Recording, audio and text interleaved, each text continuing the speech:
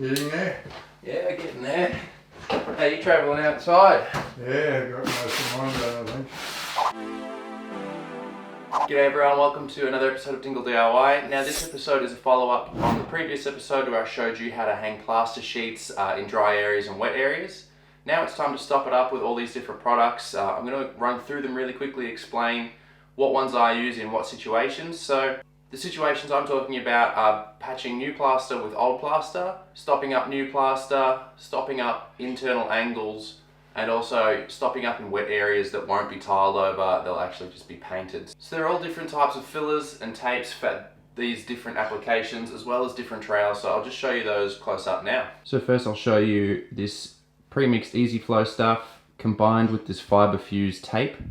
This is great for patching in situations where you've got old plaster meeting new plaster. I've got some wet area base coat here. This I use for the areas in a wet area that are going to get painted.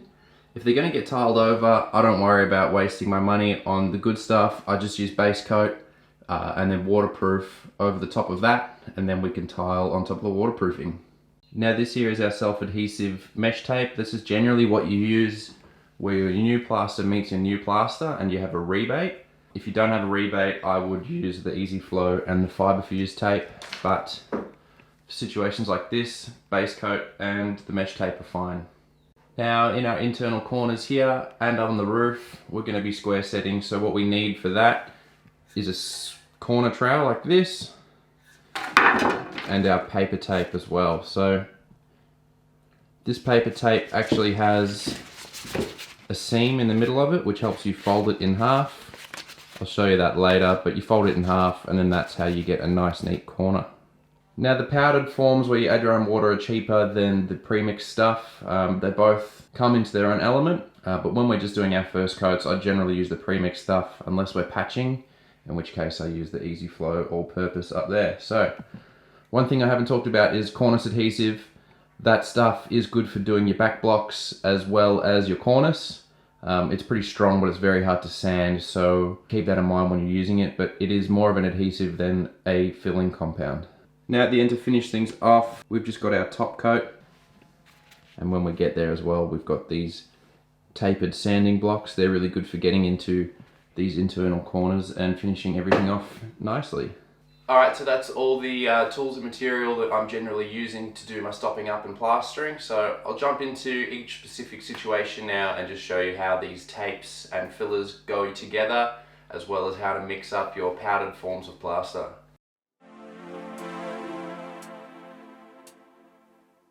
Okay, so the first thing I want to jump into, because I've already started, is the Easy Flow with the fiber fused tape. That's that fiberglass looking tape. Really good for patching. So this is the exact situation I'm talking about, where there's already some old plaster meeting some new plaster.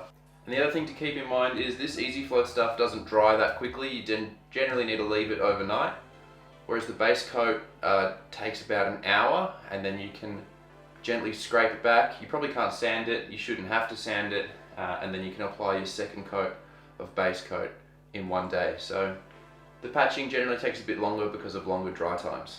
Now to start off with the patching, I'm just going to rough up the painted surface a bit with a knife.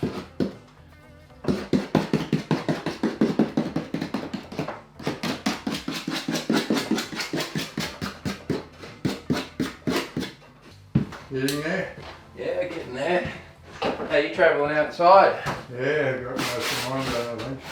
Plenty of progress? I might take that wheelbarrow thing and throw it in that trailer, eh? Yeah, that'd be great. Thanks very much. Alright, now because the fiber fuse doesn't actually have any adhesive in it like the mesh tape does, we need to put a bit of putty on first, then put our mesh tape in, and then go over the top of it.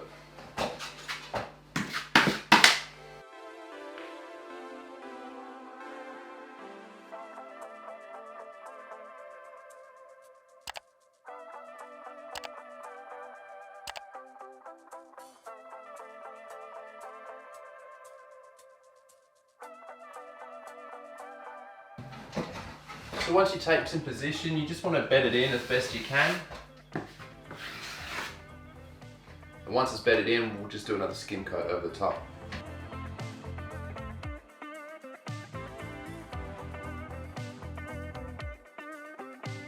Now when it comes to finishing off as well, you can either hold your trowel at a right angle to the plaster, or you can hinge it towards the plaster. The closer you get your knuckles to the plaster, the better it'll be when you try to finish it off. That'll just smooth over any bumps without actually cutting in too much on the corners if you don't get your trowel flat. So that's probably the best tip I can give you. Start off with your smaller trowels. So this is a 4" and a 6". Do your first base coat with your 4 and your 6, and then every time you step it up, you know, you go from an 8" to a 10" to maybe even a 12", just so that you can feather out your plaster a bit more. So those are the techniques I use just for basic patching on flat surfaces just like this. Alright, I'm about to move on to mixing up some base coat. I'll show you how to do that in a second, but the first thing I want to mention is, because we use this in our rebates and in our internal corners with the paper tape, get your paper tape ready. So just unroll it to the height of your wall, and then you want to pre-fold it in half. It'll follow that seam pretty easily, and then you want to leave those close to those corners so that when you're using your base coat it doesn't dry up on you while you're doing this. So do this first, clean your tools, get everything ready, and then we'll start doing the base coat. Alright, so I've got my bucket here, it's got water in it. You start with water and then add the powder, add it slowly till you get the right consistency. And that consistency that you're looking for is something comparable to toothpaste. I generally like to put enough water in up to my first knuckle, maybe a bit less. But yeah, the more water you put in, the more plaster you're going to have, which means you have to work quicker to get it all on the wall. So sometimes you're just better off making smaller batches so that you're not wasting your plaster and rushing.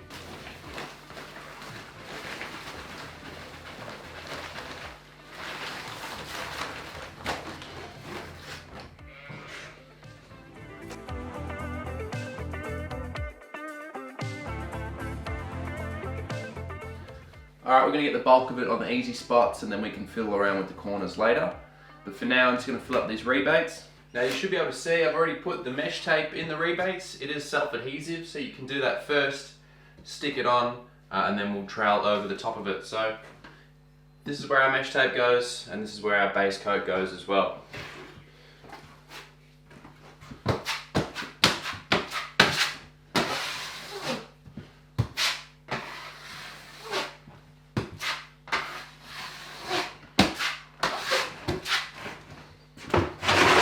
Now keep in mind, this is only the first coat. You don't want to go too heavy with it. You definitely don't want to have to sand it. We do expect to be doing another base coat and then another top coat, so just fill it up gradually. And yeah, don't get too carried away making it perfect.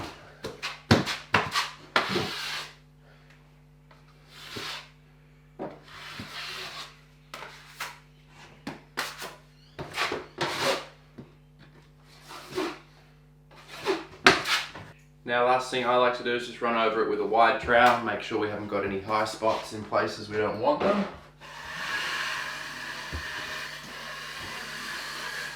And once again, just get your knuckles really close to the wall. And that'll help feather it out. Alright, we've mixed up another batter. We're going to butter up the corner first. I like to get a fair bit of putty on the trowel there and run it sideways. And then we thin that out, put our tape in, and just work it in gently so you don't get any bubbles.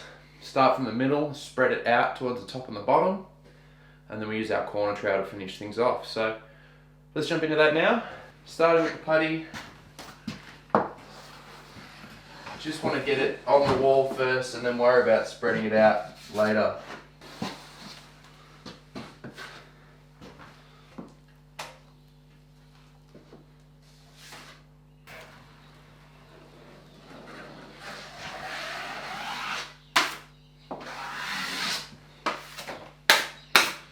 Grab our paper tape that we prepared earlier.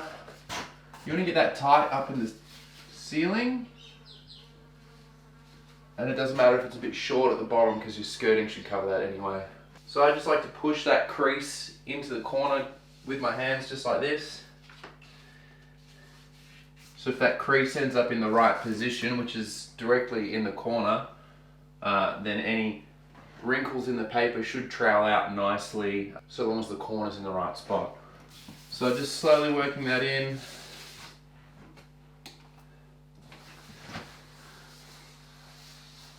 You don't need to use too much force with these, and start from the middle. Just kind of slowly work them in.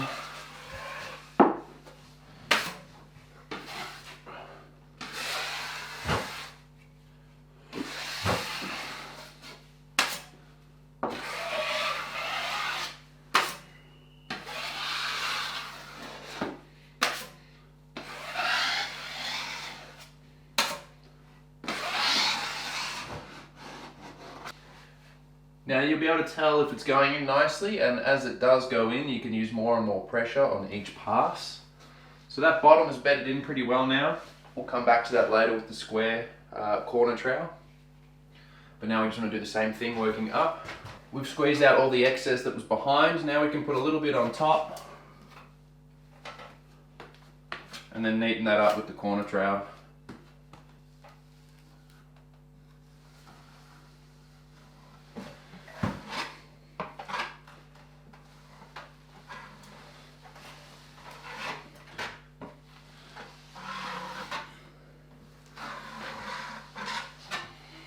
Alright, I'm happy enough with that for a first coat, so we can just come away from the wall a bit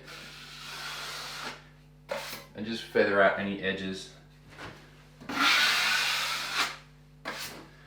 Don't go too crazy with this, you'll end up diving into your corner and ruining it and you'll have to start again, so just do a little bit of a clean up for now. You can always clean it up a bit more after it's dried as well.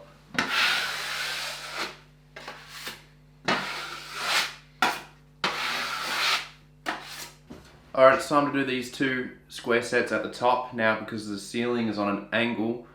One of these walls is a right angle, which is that wall. You can check that with a square. But I know this wall here is actually going to be on an angle, so you can get corner trowels that are adjustable. So this will adjust. It's good for 45-degree angles as well, things like that.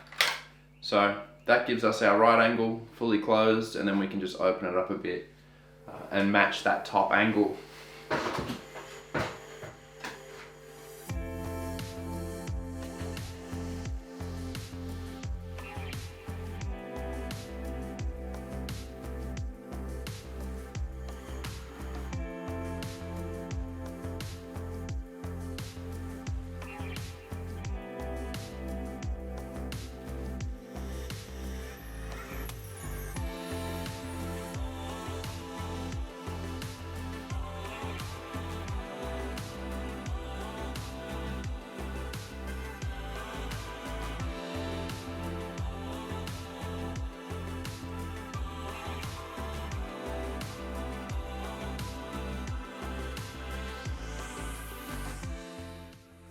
Alright, now the last thing we're up to is using the wet area base coat. You can see I've done the base coat up to the window height because all of that's going to be tiled, sealed, waterproofed, covered with tiles. So I'm happy to use the base coat in those areas, but where the base coat will technically be exposed to moisture above the tiles, that's where we'll be using the wet area stuff. So we've got these top corners to do, a couple of rebates, and that'll be everything.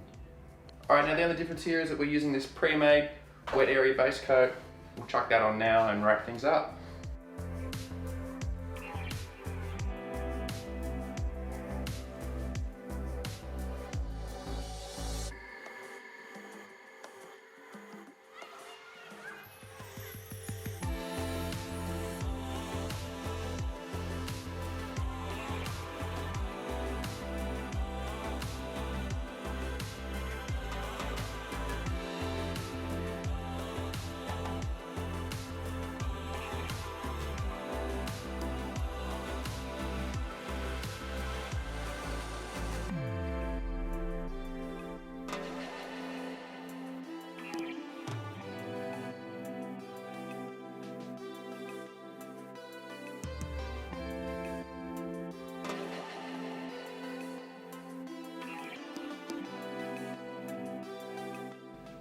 Alright, one more thing I want to show you are these handy little trims. You can get them for external corners. You can also get them for internal corners if you're no good with the paper tape. they hold a straight line a lot better. Now these are a tearaway type trim, so we're just going to tuck that in up against the weatherboards, trowel it in where all these little perforated holes are, as well as staple it on, and that's just going to give us a nice neat line to work to up here. So I'll show you how that works. Keep your eye out for these things. They're handy for external corners, you name it, even sometimes butting into windows, things like that. So I'll show you how these go on, and that's pretty much everything I'll have to show you. So for me, I just like to get a bit of material underneath the trim.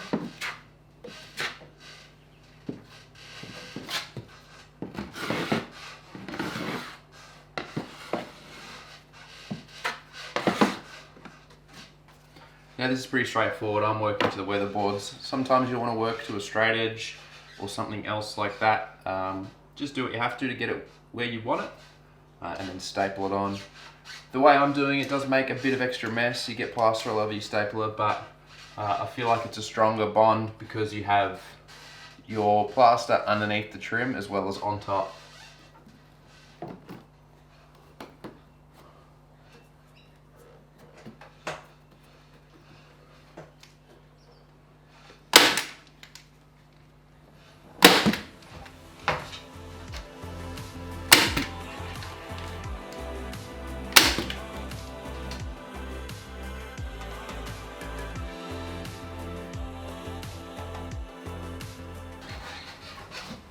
Alright, I've just got a little small tool here. I'm just going to clean up any excess that's spilt over into these triangle shaped gaps. You could let it dry and scrape it off later, but you may knock extra chips out of the moulding or crack the moulding, so just clean it up as much as you can while it's still wet. And any other little bits you can sand off or scrape off later.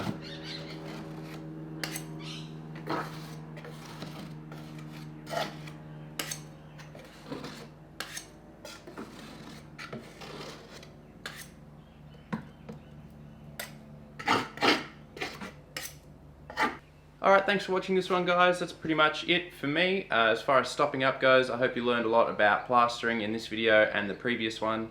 Now if you want to follow along with this job, I've got a bit of a part 1, part 2 going on here. I've also done a few other tutorials as far as wall paneling and crown molding goes, so you might recognize this place, but if you haven't seen those videos, feel free to check them out. Also subscribe to my channel. You'll see a whole bunch more videos, not just on this house and not just tutorials about plastering.